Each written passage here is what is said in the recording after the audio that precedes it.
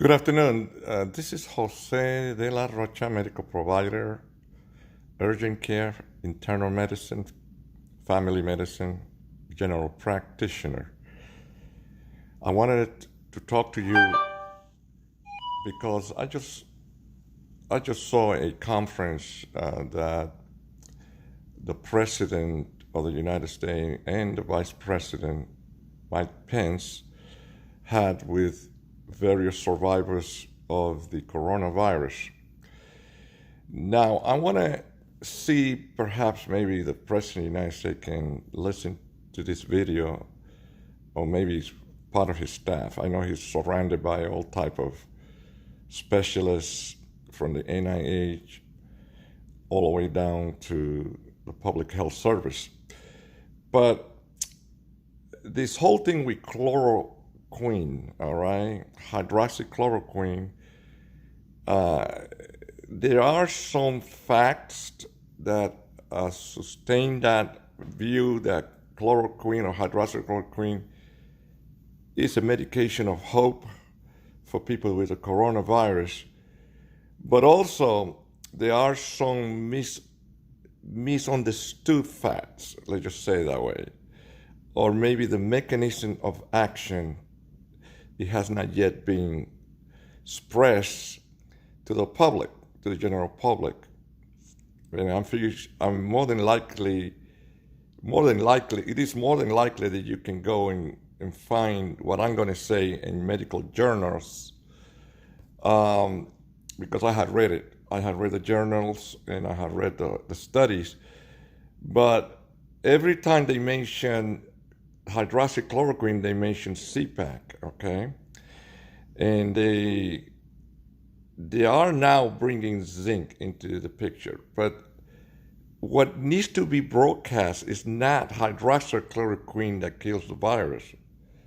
That's totally a misnomer. It is wrong information. What kills the virus is zinc. So whenever they talk about hydroxychloroquine, whenever the president is talking, I'm not saying that what he's saying is not actually factual, but he has no knowledge of medicine, so he doesn't understand the mechanism of action of the drug itself. The drug is not killing the virus. What the drug is doing is allowing zinc to work on the host cell. Now, zinc is the medication. Well, and let's not call it medication because it is a supplement.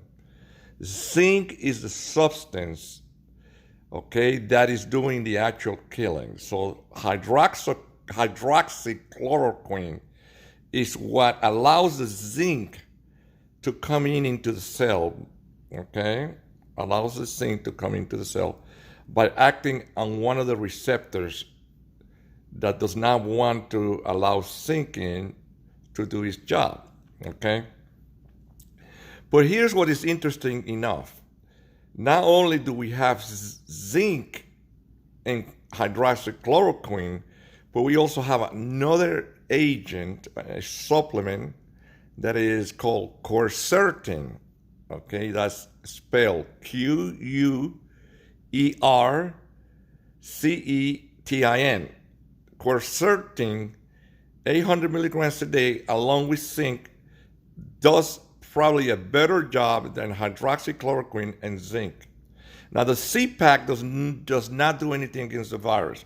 That's another misinformation. Now, the reason why they give a patient hydroxychloroquine along with CPAC is not because CPAC is being synergistic. It's because azithromycin is an antibiotic, and when you take hydroxychloroquine, if you already have symptomatology of which the virus is already going into the trachea and the bronchus, because there are bacteria that are opportunistic, that also allow the patient not going into pneumonia by having azithromycin. So the first stage of the whole situation is to get either hydroxychloroquine or chloroquine, and then with a CPAC, since the patient could be going into a stage of ARDS, acute respiratory distress syndrome, ARDS. Now, whenever a patient, start to having shortness of breath with this virus, more than likely the virus has replicated already enough that is going into the lungs. So the azithromycin is really not really the medication that is doing the job. I mean, it's there just in case that the patient is now going into ARDS, or maybe early ARDS, or acute respiratory distress syndrome, okay? Now, let's take, again, and if you want to look at my other videos that I had done, where I explain the pathophysiology, and not the epidemiology, okay? You have to separate epidemiology from pathophysiology. Okay, so if you want to look at the whole thing again, you have to conceptualize this. Here's what really happens, okay? An individual is in the environment, all right? For some reason, he gets this virus in to the lining of the respiratory tract, those that include the mouth, the nose, the eyes, or the T, okay? Now, when one of the droplets comes in, or when the virus comes in, remember, the virus is a particle. Remember, the virus is not an organism. It is a particle that is enveloped in a capsid, which is made of lipids, okay, a lipids capsule, okay? Now, the one of the reasons why they say that washing your hand is effective is because whenever you wash your hand, the lipid capsule breaks with the soap. Okay, the soap have a tendency to break that capsid, and then the virus is inactive because the virus cannot travel unless they have the capsule. Okay, or the capsid. Now here's the deal. All right, so you inhale through droplets, or through your eyes, or through your mouth, or through your nose. You inhale this capsid with this virus, okay? Remember, the virus already being in the environment, had been picked up basically by many, being picked up by the victim or the patient by either touching a surface such as a surface like a table made out of metal, or wood table, or elevators, all those type of things. So that's one way of transmitting. So you have to remember what is called mode of transmission. Okay, so the mode of transmission is either a physical touch to the virus, where you bring it in yourself to those areas, or it could be droplets, or it could be aerosolized. Now, once the virus goes into the nasal passages, okay, the eyes, the mouth, the virus travel, okay? If it goes through the nose, the virus is going to travel through the nasal mucosa, okay? Nasal mucosa. It cannot be dry. It has to be mucus type fluid or substance in order to travel. So it travels from the nasal mucosa. It goes in through the sinuses, and then it goes into the pharynx, which is the throat, and that's why people get a sore throat, okay? Then once the virus hits the trachea, okay, it's going down to the lung, then you start getting a cough. Now, interesting enough, the cough is non-productive, meaning there is no sputum, okay?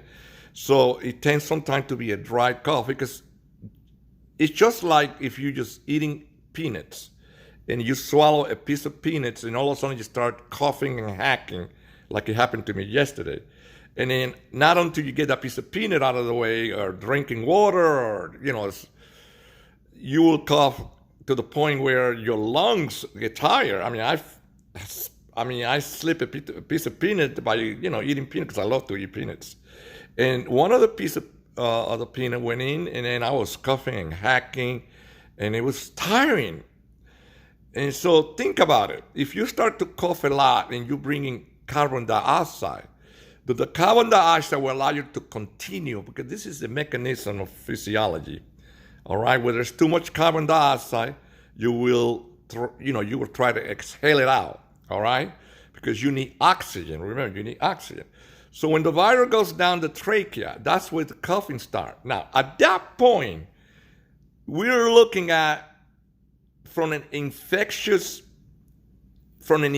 infectious process, okay? Because initially, when the virus goes into the nasal mucosa, you don't get cough. You start maybe having rhinitis and some sneezing because it is in your nasal mucosa. So the situation is that after it gets into the trachea, you're looking about maybe between 3 to 5 days. I would say about 5 days of an incubation. Incubation meaning, where the virus has set in, don't give you symptoms right away, and then you start to do this coughing, all right? So around 5 days, between 5 to 15 days, you start to go into acute respiratory distress. Because now, just like the example of the peanut, you want to get this thing out. But now here's what happens. When the virus is already in the trachea, it could be 3 days, it could be 5 days, or 10 days. When the virus is in the trachea, now you have antigens, okay? Antigens, because the virus has these spikes, and it's looking to attach to the cells, okay, and the lung tissue, okay, the tracheal tissue, and the lung tissue. So now the virus is attaching to those particular cells, okay. And then what tends to happen is there's antigens that is sent in immediately by your immune system. Now, these antigens, believe it or not, could be very helpful for you if it's a short-term situation. But since the virus has instruction to replicate very, very, very fast, you start to get more and more and more. As you start to get more and more and more, the antigens start getting more antigen, and you get cytokines. Cytokines is no different than histamines. When you are, when the pollen comes in and you get an delayed allergenic response, you'll have histamines from the mast cell, M-A-S-T, mast cell, M-A-S-T. They send the histamine out, and then you get an overreaction again, because depending how many pollen particles you have, then how many antigens, then your antibodies will flush in. And this is the reason why you have drainage of your nose and your eyes and all that. Now, and an immediate reaction, which is the most dangerous, that's where you get anaphylaxis. The antigens that get sent out activate what is called the immediate inflammatory response in a overreactive way, and then that's where you get dilatation, because the body's getting swelling, and so you get swelling in the throat, and then you don't breathe very well. Now, in this case, it's a little bit different, because what starts to happen, the same thing happened, but you don't get dilation of your throat. You get dilation in your bronchioles, okay? Your bronchioles. In addition to that, your alveoli, which are air sac, because of the dilation, okay, the vasodilatory response, and the whole cascade of cytokine comes in, and it flattens out the alveoli. Surfactant is lost, and so now the exchange of oxygen and carbon dioxide is get altered. Well, yeah, you do get carbon dioxide out, but not getting enough oxygen in, so now you become hypoxic. Now, where's hydroxychloroquine it takes place? Where is the mechanism of action of hydroxychloroquine takes place? Well, you have to look at the cell again. You look at the infected cell. Now remember, not all your cells are infected, but you being a host for this virus, the cell itself, okay, becomes infected, disease by the virus. It goes in through the membrane, okay, where hydroxychloroquine can help, trying not to allow the virus to go into the cell.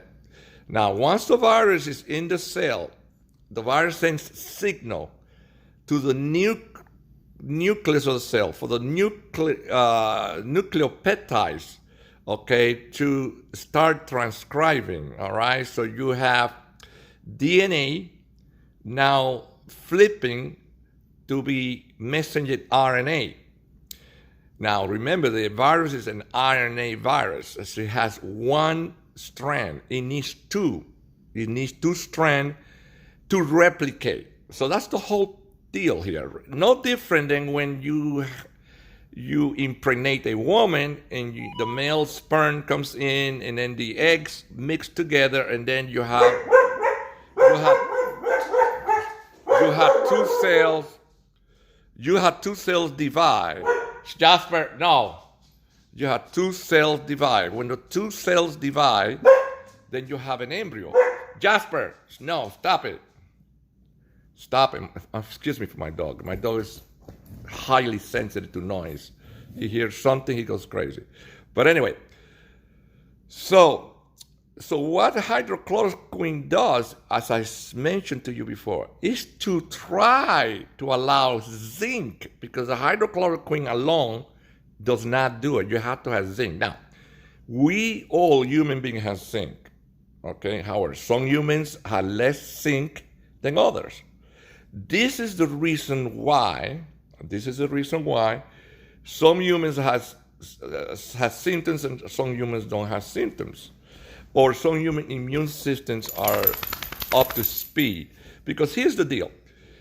If the zinc goes into the cell where the virus wants to replicate, all right? If the zinc goes into the cell, and we're talking about the human cell, and the cytoplasm, for example, the zinc goes in, the zinc stop the RNA, the zinc start the RNA from duplicating, okay, or from replicating. That's what the zinc does. It doesn't actually kill the cell. It just stops the replication. Once you stop the replication of RNA, okay, because what's going to happen is the ribosome from the host cell is going to bring the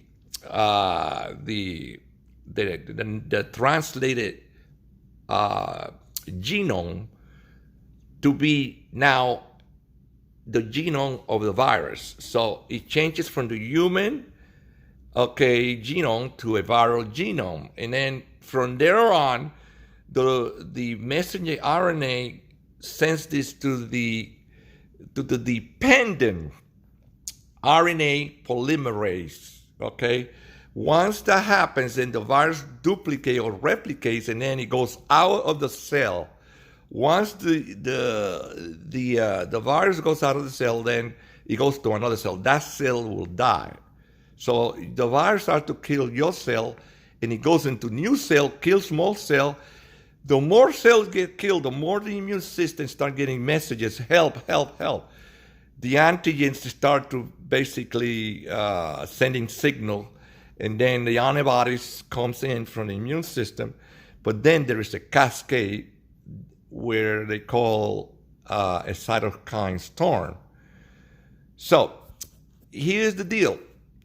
If you don't have any symptoms, if you start taking chloroquine immediately, and hopefully that you have enough zinc in your body, all right? You have enough zinc from your nutrition. Most of the zinc you get it from foods, and they are in your nutritional cascade. So if you got plenty of zinc, if your immune system is all in check, then you're going to be okay. So you may be infected, but then there's going to be a reversal of the infection. Okay, so now you you are in isolation. Why? Because, we don't want you to spread this. Even though you're not getting any symptoms, you're probably going to be okay. Because if people don't get symptoms, that means that their immune systems are really well in check, okay? The virus, you have plenty of zinc already that you are able to control this virus. However, not many of us knows how much zinc we have. So what we recommend is for you to take zinc. Take zinc, and it's having enough of zinc, it's not going to hurt you. Now, you can take the chloroquine and zinc, and you're going to be A-okay. Now, you can take a Zithromax Z-Pack just in case there are opportunistic bacteria that are going to cause you infection, that are bacterial, which later will end up in being pneumonia, bacterial pneumonia. Now, you could get a viral pneumonia and die from that, as well as a bacterial pneumonia, but you don't want to have both. So if you start with viral and end up with bacterial, you're going to lose the war here. You're going to die. So I want to tell my president, look, I voted for him, all right? I know he means well. I know what he's doing is for the country is fantastic. Mike Pence, the vice president, is doing the same. And also his task force, okay, including the scientists that he has on board. But they're looking at the whole thing from the wrong angle, all right? This is not difficult. First of all, we need to tell most folks that are immunocompromised, okay, diabetics, all right, people that have a weak immune system, have comorbid diseases, to stay in the house, because they're the ones that are going to have this mismatch, where even if they have some zinc in the body, it's not going to be enough to go against the virus, because the virus is going to have a different proportion of zinc or ratio than another healthy person. So the whole thing is about zinc, ladies and gentlemen. Zinc, you take zinc, you don't have to take a medication like hydroxychloroquine, which is okay. You need, that will help also. And so in some of the patients that are in weak immune, that they don't make plenty of zinc, giving them zinc and hydrochloroquine probably is an excellent choice. That's why a lot of people will bounce back. But you have quercetin. And quercetin is not a medication. So side effects, are not something that we're going to be interested in with quercetin, because it is a flavonoid, it's natural, it's plant-based, and allows zinc. And I'm going to tell you the mechanism of action of that. If you take quercetin, for example, even without zinc, quercetin will open the channels, okay, the channel in the membrane of the cell, and makes it a negative ion. Once it's a negative ion, the zinc that you already have, even if you're not taking the zinc that is flowing through your bloodstream is going to go inside the cell. So you have more ability to fight the virus by using quercetin. The same thing with hydroxychloroquine. So either hydroxychloroquine or either quercetin are the right choices, plus zinc. Because zinc, it is what causes the cell not to replicate. Remember, it's not the quercetin that does that, and it's not the hydroxychloroquine. So let's be logical here. I am your PCP, your primary care provider, and I know your history. And I know that you're a smoker, you had breast cancer, you had diabetes, you have high blood pressure, coronary artery disease, and you had all of those. So you know what? I'm not going to give you hydroxychloroquine. Then you have another tool, another armament, another ammunition. And I wish the President of the United States will listen to this video. I'm going to try to write him another letter to tell him that do not, under any circumstances, okay, let go of the fact that hydroxychloroquine is not effective, which it is, but at the same time you have another armament, another ammunition that is equal, if it's not better than hydroxychloroquine, and it's not that much side effect. And also that he should start talking about zinc, telling people to take zinc, whether you take hydroxychloroquine or not, is probably a good idea. Because the more zinc you have, the virus cannot replicate with zinc on board. So here's the other thing. If a patient ends up in ICU, they do not have to have intubation. Now, respiratory support is probably a good idea. But again, that's another place where we can try some other things, okay, before the patient ends up in severe ARDS. You have to keep that in mind. ARDS is not what we want. Don't concentrate just on the virus and getting the virus first. Also concentrate in not letting the patient go to ARDS.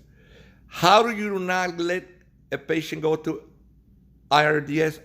Well, using inflammatory medication, okay, such as corticosteroid, okay, to reduce the inflammation. Corticosteroid is very, very good, will reduce the inflammation. Of course, azithromycin at that point will be very good.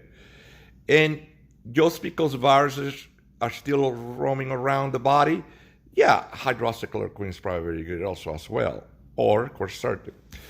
So the whole deal is not to get the patient to ARDS, but as we know already from epidemiology studies and from other type studies, we know that most of the patients that are getting hit with this virus are getting what I call the secondary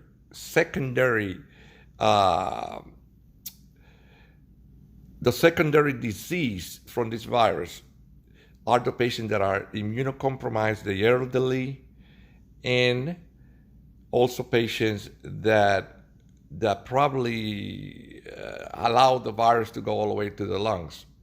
So what we need to do is to prevent. We got to go back to prevention. So prophylaxis is one way to go.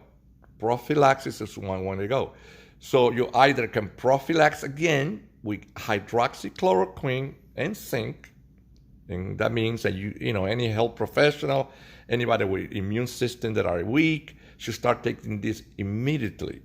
So there should be a national mandate that people take hydroxychloroquine and zinc early on as prophylaxis. It doesn't matter. As long as you're elderly, as long as you're immunocompromised, you have any other comorbid diseases, start taking hydroxychloroquine and zinc.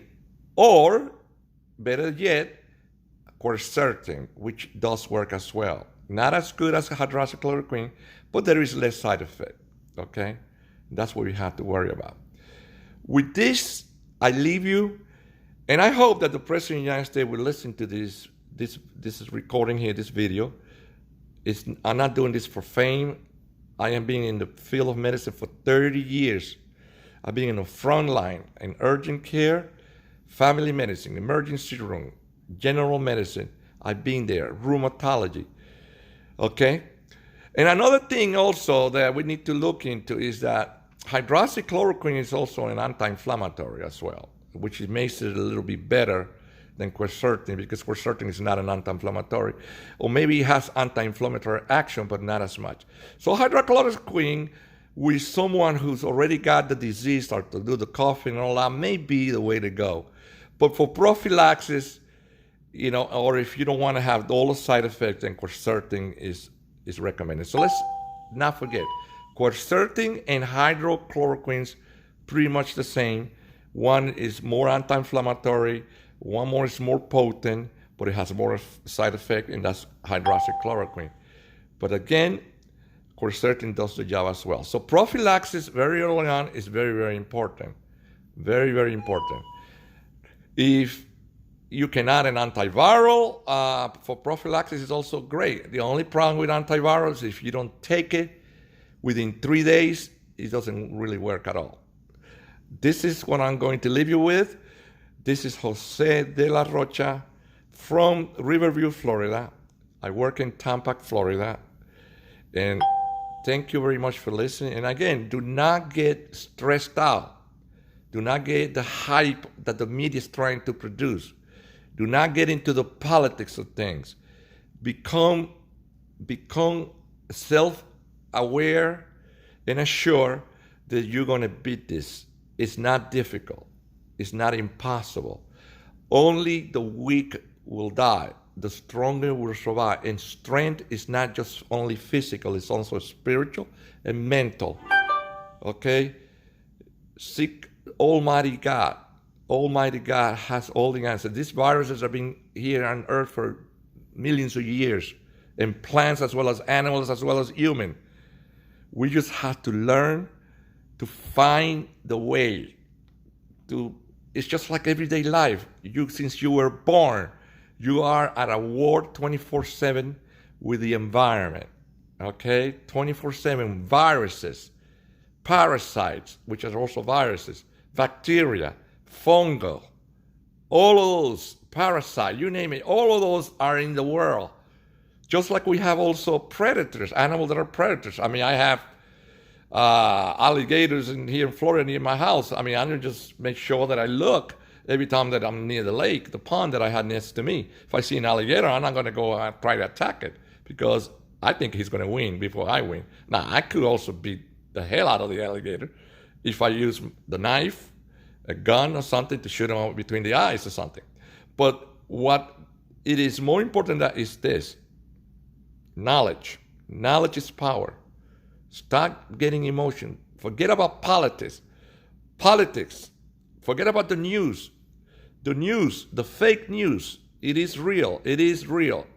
With this president, it is a pestilence that we have this president. These news people are all over him because it's the only way.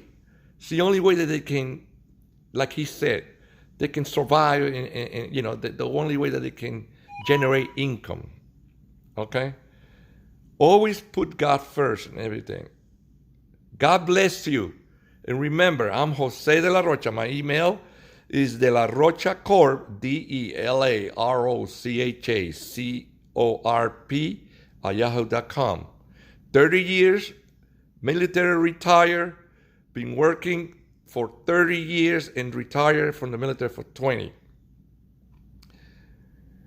And remember, it's all about the truth, because the truth shall set you free. Let go of all the emotion. Let go of the racist ideology.